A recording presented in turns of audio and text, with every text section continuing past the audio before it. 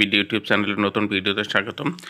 সম্মানিত ইউজারবৃন্দ, আজকে tell me BD YouTube channel নতুন যে টিউটোরিয়ালটি নিয়ে উপস্থিত হয়েছে সেটি মাধ্যমিক ও উচ্চ শিক্ষা অধিদপ্তর কর্তৃক 31/10/2022 খ্রিস্টাব্দ তারিখে এমপিওভুক্ত শিক্ষক কর্মচারীদের এমপিও শিটে ভুল সংশোধন সংশ্লিষ্ট একটি বিজ্ঞপ্তি প্রকাশ করেছে। সেই বিজ্ঞপ্তিটির আলোকে আমরা জানতে পেরেছি সেটি আঞ্চলিক কার্যালয়ের মাধ্যমে সমাধান করা হবে। আজকে আমরা A to Z আপনাদের সামনে উপস্থাপন করব কিভাবে আপনারা আঞ্চলিক কার্যালয়ে আবেদনটি সাবমিট করবেন। সেটিতে যাওয়ার আগে বরাবরের মতো অনুরোধ করব, আপনারা যদি আমার চ্যানেলে নতুন হন তাহলে অবশ্যই চ্যানেলটি সাবস্ক্রাইব করে পাশে থাকা বেল আইকনটি বাজিয়ে রাখবেন, যাতে শিক্ষার সকল আপডেট সবার আগে নোটিফিকেশনের মাধ্যমে জানিয়ে দিতে পারি। সুপ্রিয় ইউজারবৃন্দ, আমি প্রথমে সেই বিজ্ঞপ্তিটি আপনাদের সামনে উপস্থাপন করব এবং সেই বিজ্ঞপ্তির আলোকে কিভাবে আপনারা অনলাইনে আবেদন করবেন সেটি A to Z step by step আপনাদের সামনে উপস্থাপন করব। আপনারা ভিডিওটি স্কিপ না করে প্রথম থেকে শেষ পর্যন্ত মনোযোগ সহকারে দেখবেন। সুপ্রিয় ইউজারবৃন্দ, বিজ্ঞপ্তিটিতে এখানে রয়েছে, আমি বিজ্ঞপ্তিটি আপনাদের সামনে উপস্থাপন করছি।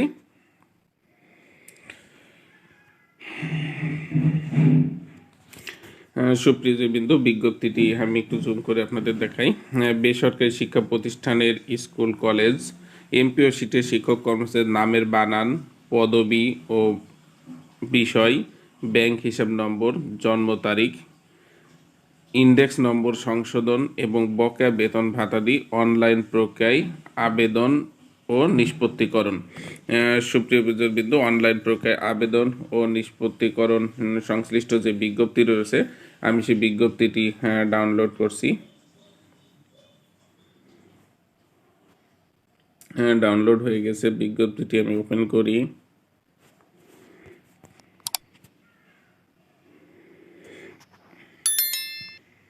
বিজ্ঞপ্তিটিতে বলা হয়েছে কলেজের অনুমোদনের স্বার্থে একটি কমিটি গঠন করা হয়েছে। সেই কমিটি কিভাবে কাজটি করবেন সেটি আপনাদের সামনে উপস্থাপন করছে। উপযুক্ত বিষয় ও সূত্রের প্রেক্ষিতে জানানো যাচ্ছে যে এমপিওভুক্ত বা বেসরকারি শিক্ষা প্রতিষ্ঠান স্কুল কলেজ এমপিও শিটে শিক্ষক কর্মচারীদের নামের বানান, পদবি ও বিষয়, ব্যাংক হিসাব নম্বর, জন্ম তারিখ, ইন্ডেক্স নম্বর সংশোধন ও বকেয়া বেতন ভাতাদি সর্বোচ্চ 6 মাস অনলাইন প্রক্রিয়ায় স্ব অঞ্চলের মাধ্যমে আবেদন নিষ্পত্তিকরণের সিদ্ধান্ত গৃহীত হয়েছে। উল্লেখ্য, সমস্যা সভায় 29/8/2022 খ্রিস্টাব্দ তারিখের সিদ্ধান্ত এবং 27/9/2022 খ্রিস্টাব্দ তারিখের সিদ্ধান্ত মোতাবেক জন্ম তারিখ সংশোধনের ক্ষেত্রে সংশ্লিষ্ট শিক্ষা বোর্ড কর্তৃক সনদ যাচাই পূর্বক এবং চতুর্থ শ্রেণীর কর্মচারী যাদের এসএসসি বা সমমানের সনদ নেই তাদের এমপিও শিটের জন্ম তারিখ সংশোধনের জন্য স্ব জেলার সিভিল সার্জনের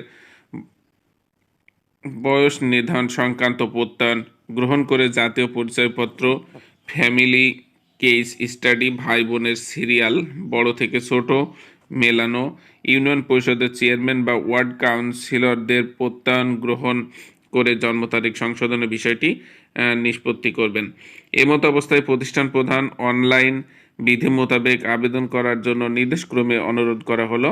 উল্লেখিত আবেদন নিষ্পত্তির ক্ষেত্রে কোনো জটিলতা সৃষ্টি হলে আঞ্চলিক পরিচালক উপপরিচালক মাধ্যমিক তা যথাযথ তদারকি সহ মহাপরিচালক মাধ্যমিক ও উচ্চ শিক্ষা অধিদপ্তরে আবেদন অগ্রাহ্য করবেন। যথাযথ কর্তৃপক্ষের আদেশক্রমে এই আদেশ জারি করা হলো।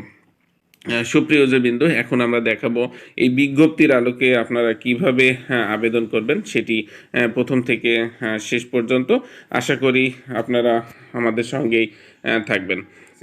এখানে লিঙ্ক রয়েছে, আমি একেবারে উপরে যে imis.gov.bd লিঙ্কে ক্লিক করলাম। সুপ্রিয় ইউজারবৃন্দ, লিঙ্কে ক্লিক করলে আমাদের সামনে এ ধরনের একটি ইন্টারফেস ওপেন হবে। সুপ্রিয় ইউজারবৃন্দ, আমরা যে সাইড রয়েছে ইমিসের সেই ইমিসের সাইডে চলে আসলাম। এখানে আসার পরে আপনারা একেবারে ডান দিকে যে লগ ইন বাটন দেখছেন আপনারা এই লগ ইন বাটনে ক্লিক করবেন।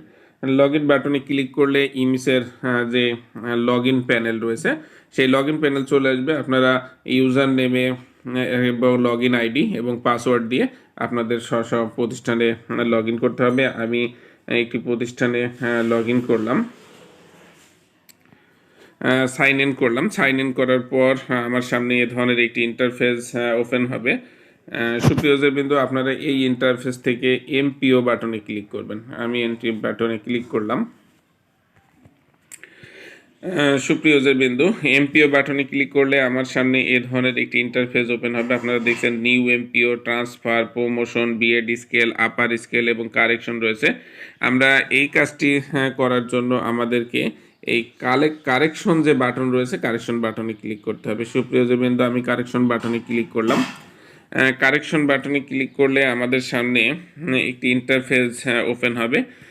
সুপ্রিয় বিন্দু, এখানে আপনারা দেখছেন কয়েকটি ধাপ রয়েছে। ধাপ 1, ধাপ 2, ধাপ 3, ধাপ 4, ধাপ 5 এবং ধাপ 6। আমি A to Z আপনাদের সামনে আলোচনা করছি। সুপ্রিয় বিন্দু, আপনাদের প্রথমে রয়েছে ইন্ডেক্স নম্বর এবং শিক্ষক কর্মচারী। যদি আপনাদের ইন্ডেক্স নম্বর যেটি রয়েছে সেই ইন্ডেক্স নম্বরটি আপনারা এখানে লিখবেন এবং শিক্ষক কর্মচারীর তালিকা এখান থেকে আপনারা সার্চ করে আনতে পারেন। যদি সার্চ করে আনতে চান তাহলে আপনারা এখানে ক্লিক করলে আপনাদের যতগুলো প্রতিষ্ঠানের শিক্ষক কর্মচারী রয়েছে সকল লিস্ট এখানে পেয়ে যাবেন। যে শিক্ষকের আপনারা তথ্য সংশোধন করতে চাচ্ছেন সেটির উপরে ক্লিক করবেন। সুপ্রিয় বিন্দু, আপনি দেখছেন আমি একজন শিক্ষকের তথ্য এখানে উপস্থাপন করেছি, সার্চ দিয়ে চলে আসছে। আপনারা সরাসরি লিখতে পারেন। এ পর্যায়ে আপনাদেরকে একটি কাজ করতে হবে, সেটি আপনি এখানে আপনার ইন্ডেক্স নম্বর লিখবেন। আপনার এমপিও শিটে কী ধরনের সংশোধন করতে চান সেটি এই বাটন থেকে ক্লিক করতে হবে। আপনি যদি নাম সংশোধন করতে চান তাহলে এখানে ক্লিক করবেন। আপনি যদি জন্ম তারিখ সংশোধন করতে চান তাহলে এখানে ক্লিক করবেন। আপনি নাম সংশোধন করতে চাইলে আমি এখানে ক্লিক করলাম। নাম সংশোধনের ক্ষেত্রে আমার যে ট্যাবটি ওপেন হয়েছে সেটা হচ্ছে আবেদনকারী বর্তমান নাম ইংরেজিতে এবং বর্তমান নাম বাংলায় লিখতে হবে এখানে, এবং আবেদনকারীর নাম ইংরেজিতে এবং প্রত্যাশিত নাম ইংরেজিতে। অর্থাৎ আমাদের বর্তমানে ইংরেজিতে নাম কি রয়েছে সেটি এখানে টাইপ করতে হবে এবং প্রত্যাশিত অর্থাৎ আমি কি ধরনের বানান চাচ্ছি সেটি এখানে টাইপ করতে হবে। সুপ্রিয় বিন্দু, নামের ক্ষেত্রে এ ধরনের ট্যাব আসবে। আমি যদি জন্ম তারিখ সংশোধন করার জন্য আমরা জন্ম তারিখ সংশোধনের ট্যাবে ক্লিক করব। ক্লিক করলে আমাদের বর্তমান জন্ম তারিখ এবং প্রত্যাশিত জন্ম তারিখ সিলেক্ট করতে হবে। এরপর রয়েছে ব্যাংক হিসাব নম্বর। যদি আমি সংশোধন করতে চাই তাহলে আমার ব্যাংকের বর্তমান হিসাব নম্বর কত এবং প্রত্যাশিত ব্যাংকের হিসাব নম্বর কত সেটি এখানে টাইপ করতে হবে।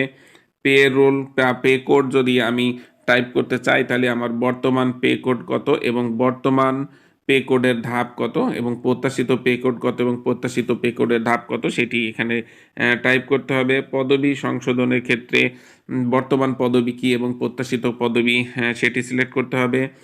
পদবীর প্রকার সংশোধনের ক্ষেত্রে আপনাকে বর্তমান পদবীর কি এবং প্রত্যাশিত পদবীর প্রকার কি সেটি সিলেক্ট করতে হবে।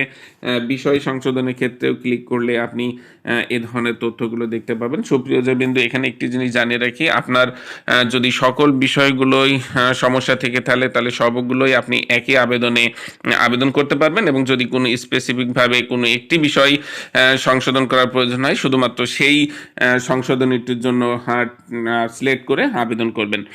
এরপরে সুপ্রিয় বিন্দু, আপনার রয়েছে সাধারণ তথ্য যেগুলো আপনি এখানে দেখলে বুঝতে পারবেন। এমপিও প্রতিষ্ঠানের নাম, এমপিও প্রতিষ্ঠানের কোড, এগুলো আপনি ড্রপ ডাউন মেনু থেকে সিলেক্ট করে নেবেন। এরপরে রয়েছে আপনার ব্যক্তিগত তথ্য।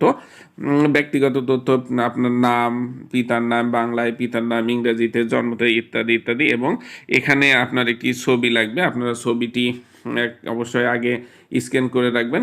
এই পাতাটা আপনার কমপ্লিট হলে আপনারা নেক্সট বাটনে ক্লিক করবেন। সুপ্রিয় বিন্দু, আমি নেক্সট বাটনে গেলাম। ধাপ 2-এ আমার রয়েছে পরীক্ষার নাম, রোল নম্বর, সেশন, পাশের বোর্ড ইত্যাদি। অর্থাৎ আমার শিক্ষাগত যোগ্যতার সকল স্টেপগুলো এখানে শুধুমাত্র দেখাচ্ছে। আপনার এই প্লাস নামক যে বাটনটি রয়েছে প্লাস বাটনে ক্লিক করবেন। প্লাস বাটনে ক্লিক করে আপনার যতগুলো সার্টিফিকেট রয়েছে সবগুলো স্টেপ বাই স্টেপ প্রদান করবেন একটা একটা করে। যদি আপনার এটা দেওয়া হয়ে যায় সিলেক্ট করে নেবেন, এরপর আবার যোগ করুন বাটনে ক্লিক করবেন, অর্থাৎ এসএসসি, এইচএসসি, অনার্স, মাস্টার্স সহ আপনার সকল শিক্ষাগত যোগ্যতা যোগ করুন বাটনে ক্লিক করে পর্যায়ক্রমে আপলোড করবেন। সুপ্রিয় ইউজার বিন্দু, এরপরে আপনারা কাজগুলো সংশোধন শিক্ষাগত যোগ্যতা সকল তথ্য আপলোড করার পর আপনারা আবার নেক্সট বাটনে ক্লিক করবেন। ধাপ থ্রিতে আপনাদের পেশাগত কিছু তথ্য রয়েছে, আপনার পদবি, বিষয়, গ্রেডেশনের ধাপ, যোগদানের তারিখ, ব্যাংকের শাখা, প্রতিষ্ঠানের স্তর, এগুলো দেবেন। এরপরে আপনার রয়েছে এসএসসি অথবা এসএমসি অথবা জিবি অর্থাৎ ম্যানেজিং কমিটি সংশ্লিষ্ট তথ্যগুলো। আপনার যে ভুল রয়েছে সেই ভুলের জন্য আপনার পর্ষদ মেয়াদ কত এবং পরিচালনা পর্ষদের যে রেজুলেশন ছিল সেই সংশ্লিষ্ট একটি তথ্য।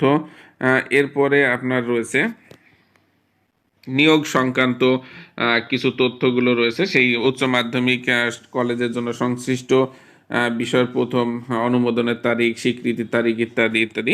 এগুলো সম্পূর্ণ করার পর আপনারা আবার নেক্সট বাটনে ক্লিক করবেন। নেক্সট বাটনে ক্লিক করলে আমরা ধাপ 4-এ যাব। এখানে আপনাদের রেজুলেশনের তারিখ, মিটিং নম্বর এবং মিটিংয়ের বিবরণ রয়েছে।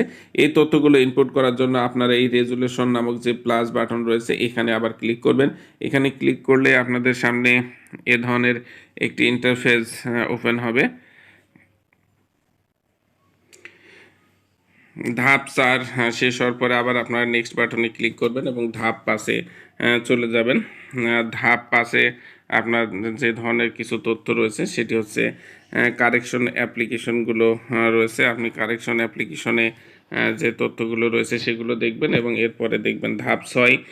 ধাপ 6-এ আপনার সংযুক্তি রয়েছে। আপনি যে কাগজগুলো এখানে আপলোড করতে হবে সেই কাগজগুলোর মধ্যে যেটি রয়েছে সেটি প্রথমেই রয়েছে আপনার institute head forwarding, bank account slip, appointment letter, last recognition letter, requirement confirmation, requirement form, filled up correction, academic